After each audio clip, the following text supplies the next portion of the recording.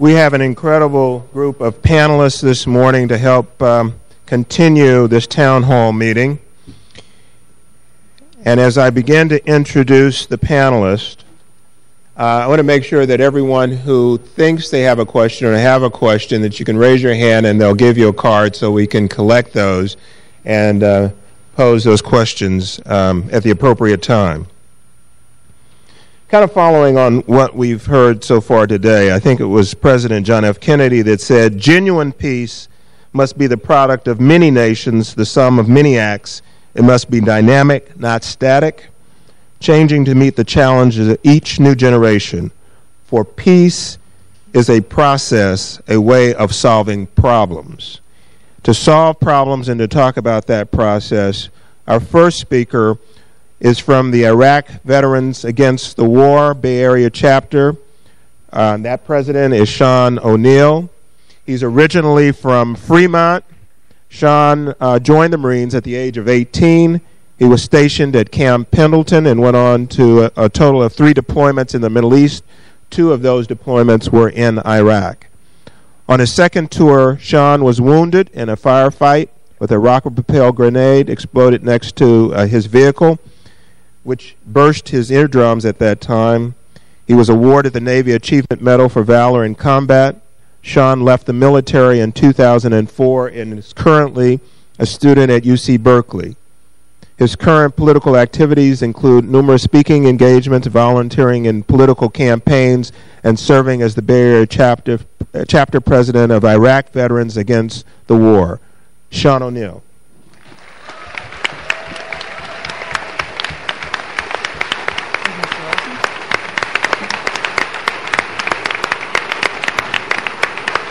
Well, standing ovation, that's rare. That's rare, but thank you. This one. All right. Hey, well, as you know, I'm a former Marine, and I'm with Iraq Veterans Against the War, so I guess I don't really have to go into too much detail in explaining my position on the war. But 4 years ago today, I found myself sitting on the Kuwaiti-Iraqi border in the company of thousands of other Marines ready to cross the border, wondering what the hell we were doing. But since then, I think most of America has come around to the political position that I came to the first week of my second tour, which was that this whole affair was a criminal and monstrous mistake. Yeah. But it's been maddening for me when I came to this conclusion so early to watch the glacial pace of public opinion slowly come around to what I perceive to be the position that the reasonable people of Berkeley and Barbara Lee's district came to long before. I want to talk to a few issues that I've heard recently, that you can't support the troops but be against the war, and accountability and impeachment. In 2004, when support the troops rhetoric was at its highest, my Marines and I were so woefully undersupplied with spare parts for our vehicles that when we hit a mine, a vehicle would be down for 6 weeks. And to compensate, we would have Marines walk single file in front of the vehicles to look for those said mines. If you want to talk about supporting the troops, try being a mine finder, because apparently your legs are less valuable than a strut or a wheel. I also want to speak to accountability and sacrifice, which in this administration I have yet to see. I think that if Mr. Bush had ever been in the Marine Corps, within a few months he would be breaking rocks in a custodial correction unit. If he so had the guts to join in the first place, and not drink champagne in the O Club at a Texas National Guard unit. Yeah. So I want to speak to also what the people of America thought supporting, their conception of supporting the troops. We like to think that if we just simply pile on more sacrifice and more bloodshed, somehow we're honoring the troops. But I tell you, ladies and gentlemen, with a clear conscience, that dropping them into the meat grinder that's becoming Iraq, and that it has been Iraq for quite some time now, is no way to honor them. And I can tell you that those individuals in the military, they do make rational decisions, and they do value their limbs and their continuing existence on this earth over the petty squabblings and pride and posturing that hubristic politicians like George Bush seek to throw about as if somehow that makes them tough and manly. But I would like to say, though, that regardless of what metric you take to measure the progress of the war, it has been an abysmal failure. We're over $400 billion into this. Our casualties are rapidly eclipsing that which we lost on September 11th. Our standing in the world has rapidly declined. What exactly has been the payoff for this war? What has, oh, well, of course, if you're a shareholder in Halliburton, then I guess it has been quite lucrative. But for the average people like myself and for the people in this audience, we don't get contracts. We don't get cheap labor. We don't get any of that.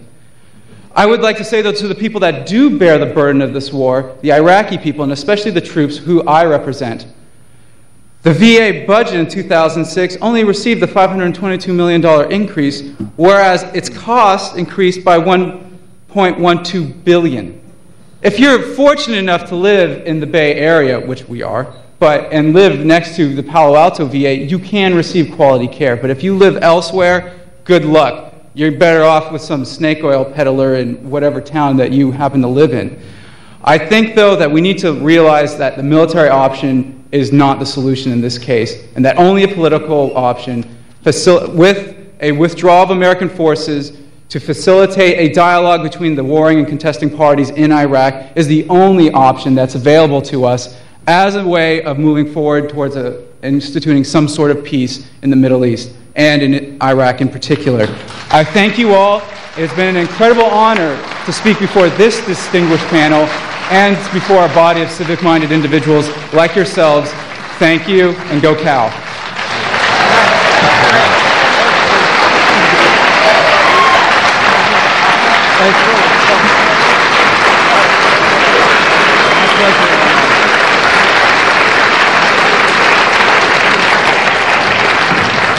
Thank you very much, Sean. I'd also like to acknowledge the presence of the Vice Mayor of Emeryville, Ruth Atkins.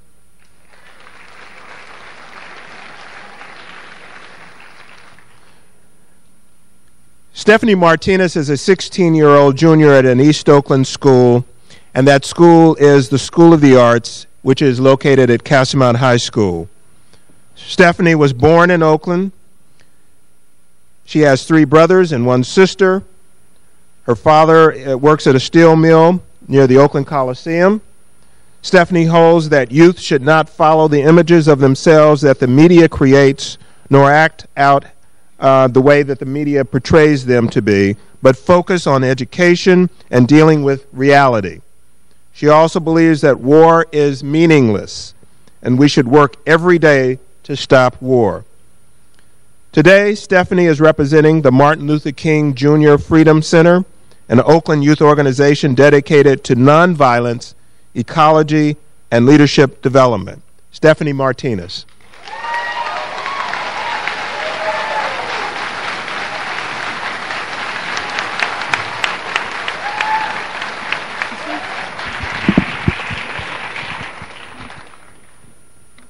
War in Iraq is destroying the character of our youth. Dr. King says, fear is good. Fear is our friend. Abnormal fear, for example, snakes under the carpet, corrupt the personality, distort the mind, make us distrust our friends, see ugly as beautiful and beautiful as ugly. We even distrust ourselves. Normal fear is good. Running in front of a fast-moving car, it liberates, helps create, helps us focus, produce. War generates abnormal fears. We fear other people as if they were snakes under the carpet. Dr. King points out that the foundation of war is not hate, but fear. He says hate is rooted in